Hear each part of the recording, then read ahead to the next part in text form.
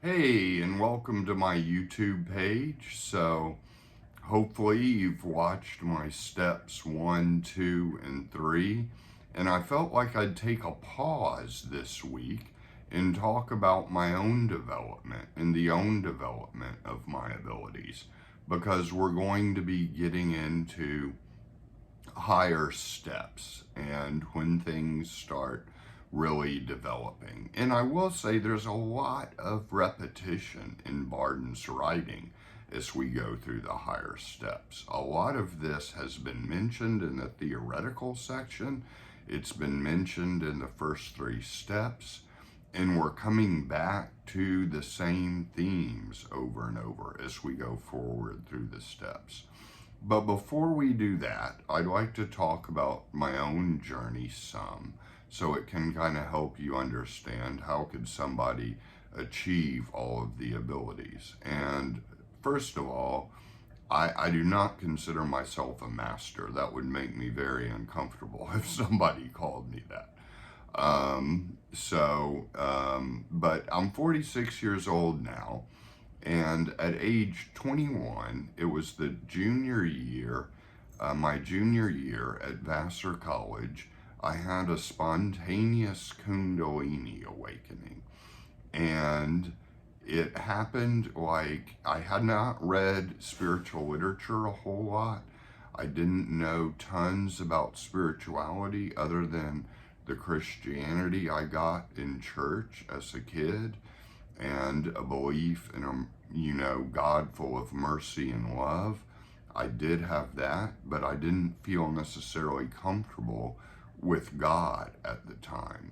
And I took a class on Eastern religion, and I read the Tao Te Ching for the first time, and something about it resonated with me intuitively. And I seemed to be able to feel where the Tao was. It was like a current began to overtake me, and I simply just followed it. And I fell with the autumn leaves, is how it felt. I'm falling this fall, just like the autumn leaves are falling. And it began to be a somewhat magical time, where I was spending time in solitude on the Vassar campus and basically just marveling at things and feeling like, what exactly is happening? And a part of it felt even a little bit ominous too, because I would ask the beyond certain things. I don't know how I thought of it. I think I thought of it as my guides, even though I had never said nobody had ever really told me basically, about spiritual guides. I think that's kind of how I felt, or the voices from the beyond. And I would ask them, is there a spiritual battle going on for my soul? And they would say, yes, as old as time immemorial. And it was kind of like, what is going to happen? How am I supposed to win this battle? But the process was passive. It was totally following the Tao and just surrendering to the Tao. And what eventually happened is, in my heart, from the outside of my chest, on the front side, the heart chakra began to open, and it fell towards its center in the spine. In one night, in what I was calling meditation, I didn't even really have a name for it, but I just lie on the bed and go into myself. The heart chakra began to fall, and it was like the chakra began to fall, and it hit the base of my spine, and it opened upwards, and it opened downwards, and the Kundalini was awakened. And now I will say this, Kundalini awakening is not the be-all end-all. It can be extremely difficult to integrate. And what had happened to me was my spiritual progress had surpassed my psychological process, my own psychological development, was lagging behind the spiritual development. So I had basically what Ken Wilber would call a spiritual emergency, or in Barden terminology, my spirit progressed way faster than my soul. There was not elemental balance in my soul, but the spirit got way ahead of this. And it's kind of what he said can cause nervous breakdowns. Some of the exercises in the book, he says this can cause a nervous breakdown if this happens or if this happens. And he was right, even though I still had not encountered him, and it'd be more than a decade before I did. I basically had a spiritual emergency on my hand and had to integrate the spirit and the soul. And I went to see many teachers and guides and mentors along the way, and many of them were of great help and great service. And I got a lot of good guidance. I got a lot of good support. And I came to my 30th birthday, and I remember thinking, what am I going to give myself for a present? And I said, well, I've always wanted to live in a monastery. So I went to live for 6 months in a silent Benedictine monastery at age 30. And it was a beautiful experience. And I thought about becoming a monk, but I didn't want to take lifetime vows. But it integrated so much, or it more solidified the integration that I'd been working on in my 20s. And I gained just such a strong sense of a direct connection to what Barden might call divine providence. And the light just bathed me and took me over.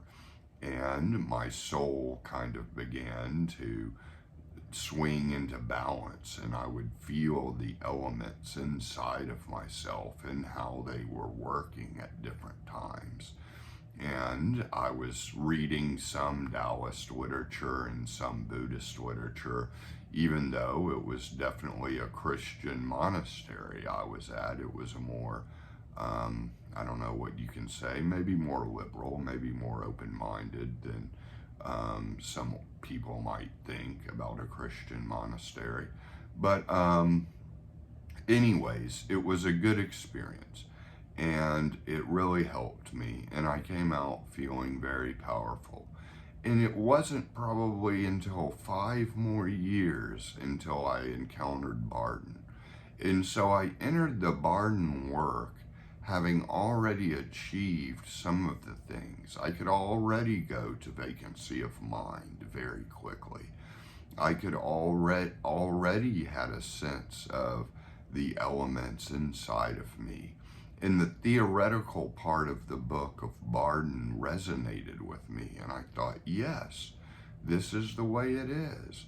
So someone spelled this out and then given us complete instructions on how to develop so-called paranormal abilities.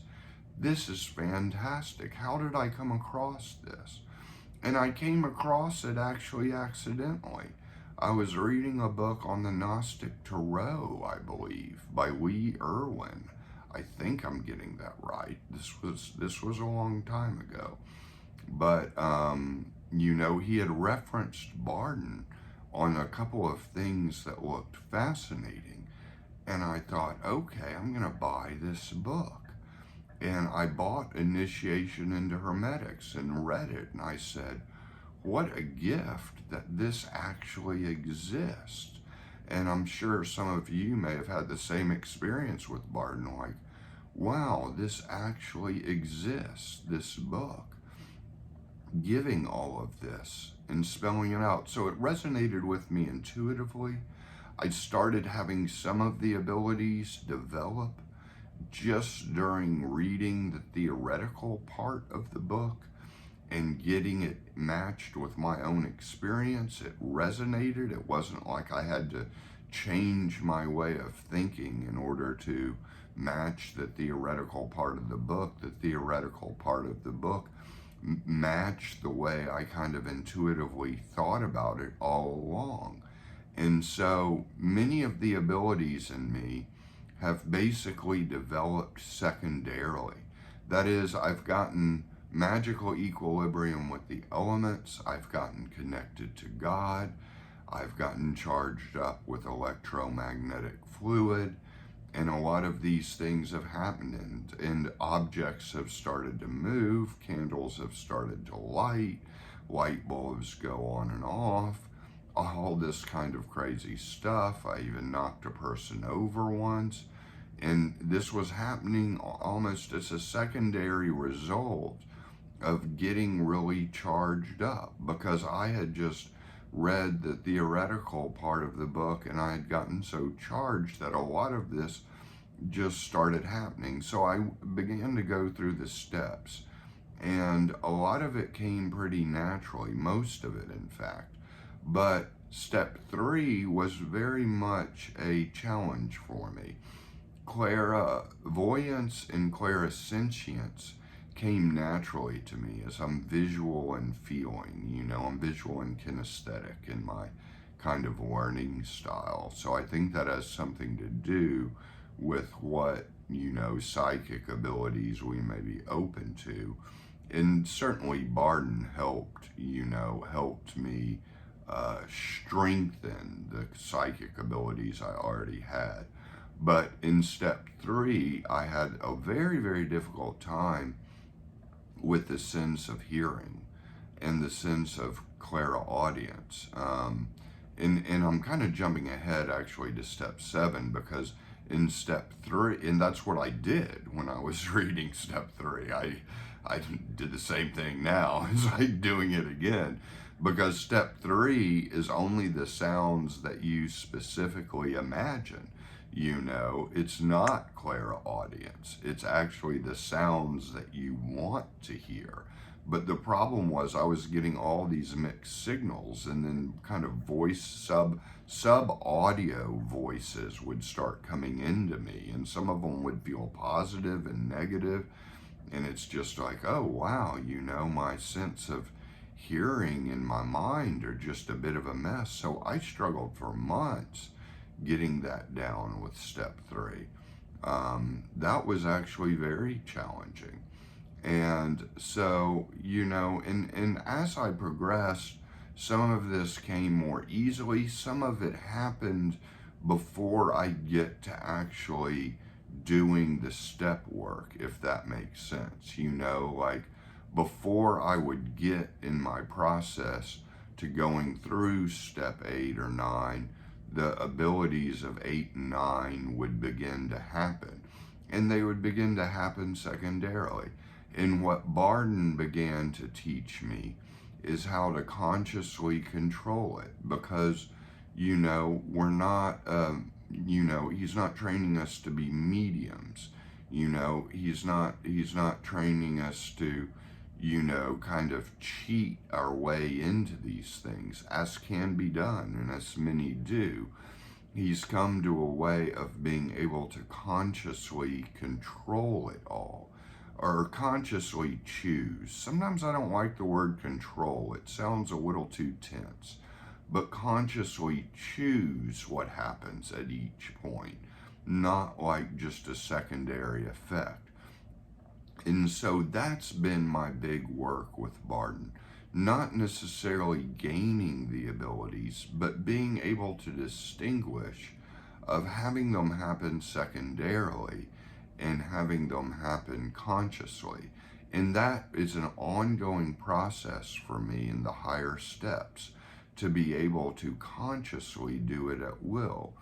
And the part of Barden that helps, and yes, I'm jumping ahead, is using hand gestures and signals in my hand and anchoring it that way. Sure, I have an altar and I have talismans and stones and sacred objects that have come to me at different points. Maybe one day I'll make a video of just my altar. And so I do use some objects, but it's been more effective. But I may not be always around my altar, even though it's great when I am. Maybe I wish I could be there 24/7, but that's just not life. And so I can take these hand gestures anywhere.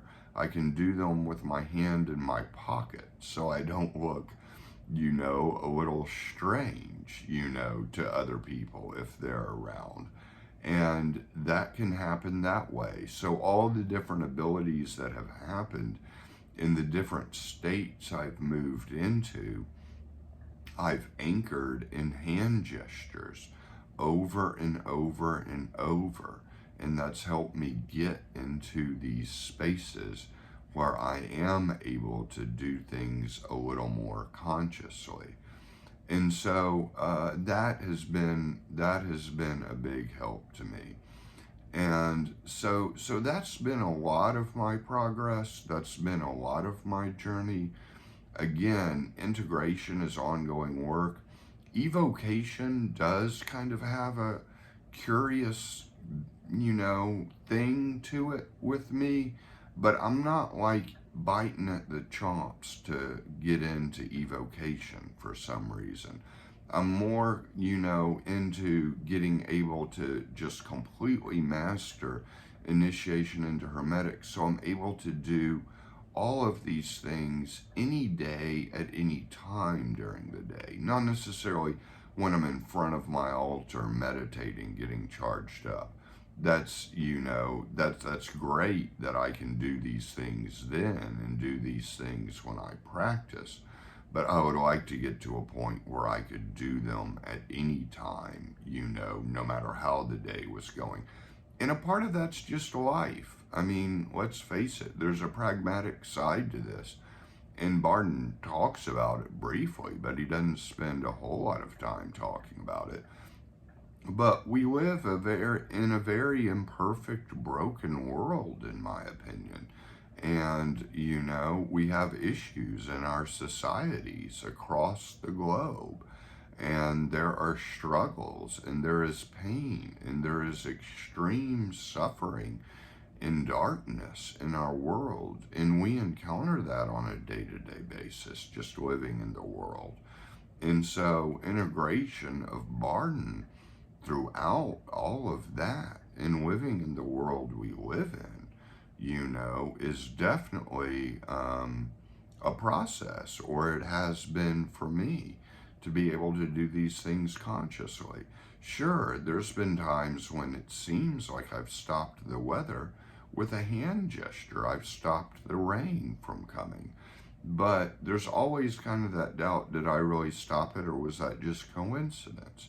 But perhaps that doubt is on the right track. I mean, one of the things that I like most about Barden is that he's ethical. He says nothing can occur outside of the will of Divine Providence.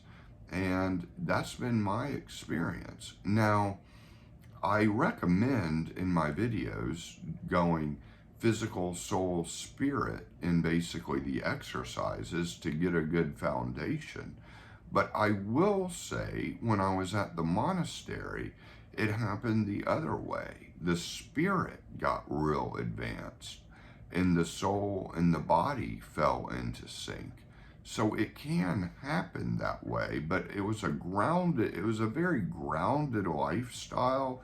It was a very disciplined lifestyle. It had very much regularity of regular times in the chapel, regular times in prayer, and regular times chanting, a time for silent prayer, meals at a certain time. So it was anchored in, and I had been at a point where I'd done enough integration work in my 20s that the spirit getting like that was okay, because the earth was stable.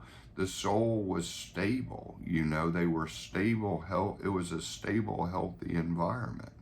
But that's interesting to note. And I guess perhaps I've left out the main point of me gaining these abilities secondarily.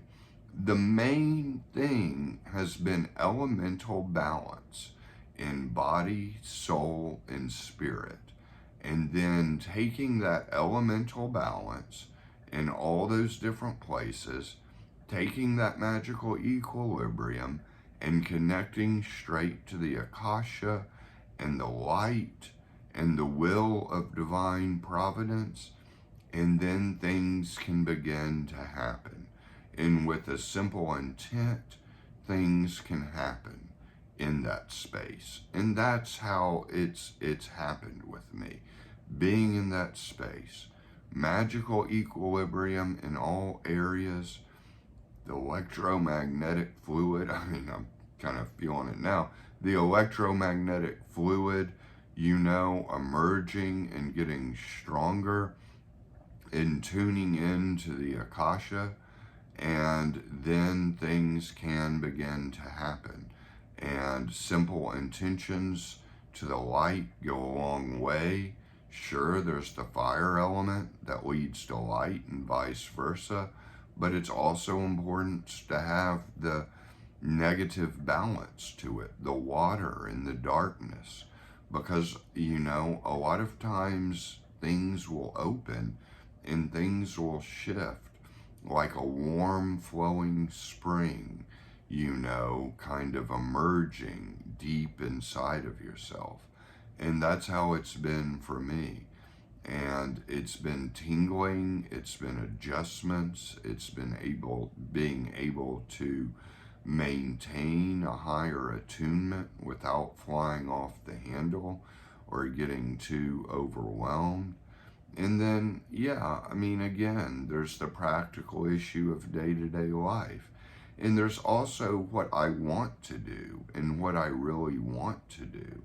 And, to be honest, sometimes there's not necessarily things I want to do. Like, I'm not one to, really wish anybody any harm, like, I don't want to hurt anybody. And in any sort of magical battle that might happen, and I've had one, it's always about protecting myself. It's not about harming the other person. It's all about protecting myself. If that even needs to be done, there's a lot of talk in places about magical battles or whatever, spiritual warfare, and really just, divine providence will take care of it all, don't fear it. So those are some of my thoughts, and I hope some of this helped you. And we're going to go through the higher steps, and I'll share more. All right, many blessings to everybody.